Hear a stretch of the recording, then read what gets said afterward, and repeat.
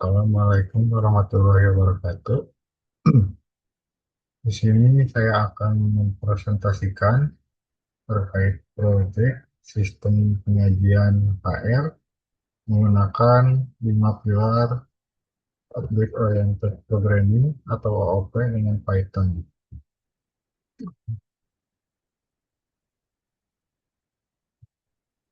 Yang pertama adalah pembuatan proyek. Yang pertama adalah pengelolaan data karyawan modern membutuhkan sistem yang terstruktur dan mudah diperbarui. Yang kedua, dalam dunia nyata, jenis kontrak pekerja sangat beragam. Ada manajer, sales, dan freelance itu berbeda. Dan yang ketiga, penerapan OOP memberikan fondasi yang kuat, memungkinkan perhitungan berbagai formula gaji secara otomatis tanpa hard coding menggunakan logika if atau else yang rumit. Yang kesatu ada pilar modularisasi logis. Pilar Pilar satu ini diperlihatkan dua sel, yaitu pemisahan tanggung jawab. Dalam Jupyter Notebook, kita memisahkan logika menjadi dua ruang yang berbeda untuk menjaga kode tetap bersih. Seperti yang tampak pada gambar di kanan, yang di atas ada sel satu, yaitu murni digunakan untuk mendefinisikan rancangan struktur kelas. Tidak ada eksekusi print global di sini. Dan yang kedua, sel 2 dikhususkan untuk inisiasi objek, memasukkan data karyawan asli, dan menjalankan aplikasi utama.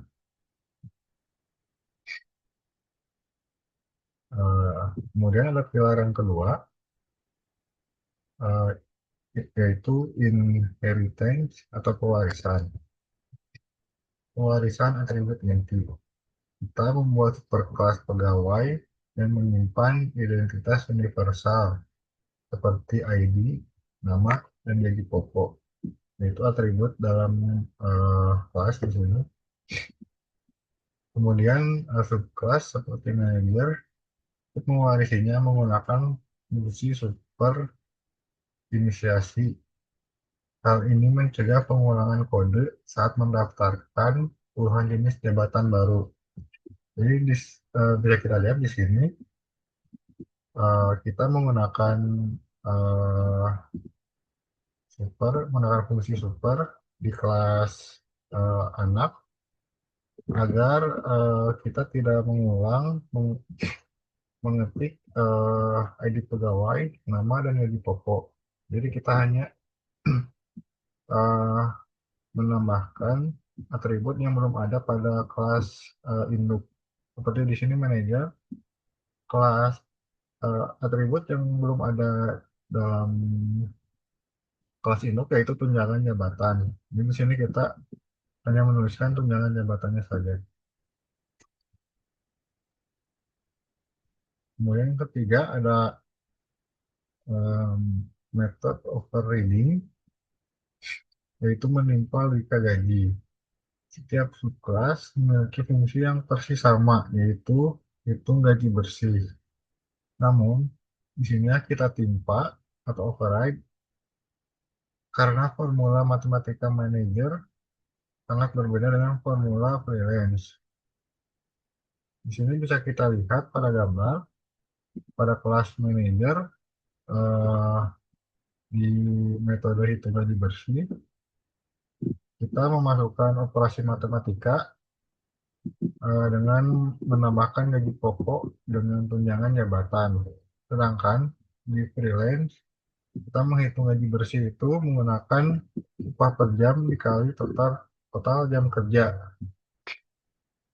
Jadi metode hitung gaji ini ditimpa pada setiap eh, pegawai.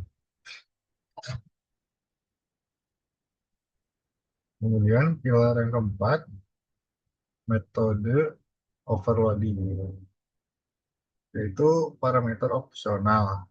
Kita mengimplementasikan fleksibilitas argumen pada klaim biaya dinas dengan memberikan nilai default non pada parameter biaya makan.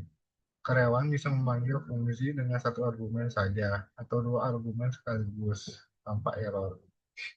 Ya, di sini kita bisa lihat pada skenario ke satu, manajer hanya klaim biaya eh, bensin saja. Jadi kita memasukkan hanya biaya transport di sini tanpa ada biaya makannya. Dan yang di bawahnya ada skenario kedua, yaitu sales, klaim biaya kereta, dan hotel. Jadi kita memasukkan biaya transportasi dan biaya makan. Print bisa kita lihat di sini. Nah, ini untuk hasil eksekusinya.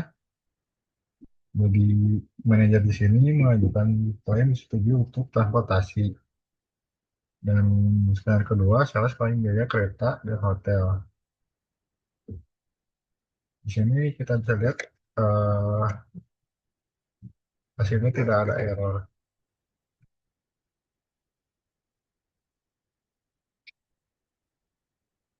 Kemudian yang terakhir yaitu pilar kelima, polimorfisme atau duck typing, yaitu satu perintah banyak bentuk. Jadi semua objek karyawan maupun baik itu manajer, sales maupun freelance digabungkan ke dalam satu list karyawan. Melalui sistem looping, kita memanggil metode hitung gaji bersih Python secara cerdas dan mengeksekusi rumus yang tepat sesuai dengan objek aslinya, tanpa memerlukan logika validasi tipe data. Jadi di sini kita menyatukan list karyawan dalam satu list, kemudian kita eh, print hitung gaji bersihnya. Bisa kita lihat pada sintaksnya.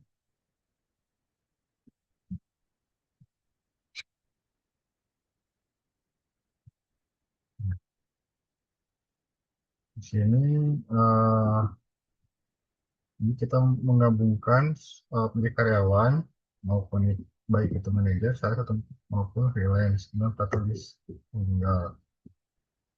Lalu saya melakukan looping pada list tersebut dan memanggil perintah hitung gaji bersih.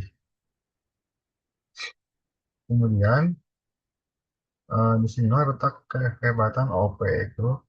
Kita tidak perlu menggunakan fungsi validasi seperti if.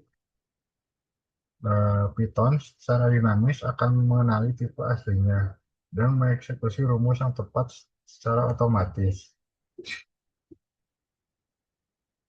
Dan di sini kita bisa melihat outputnya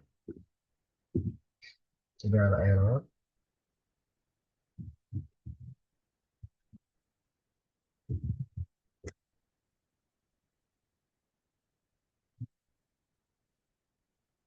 Eh, Demikian presentasi dari saya. Mohon maaf bila ada terdapat banyak kesalahan. Wassalamualaikum warahmatullahi wabarakatuh.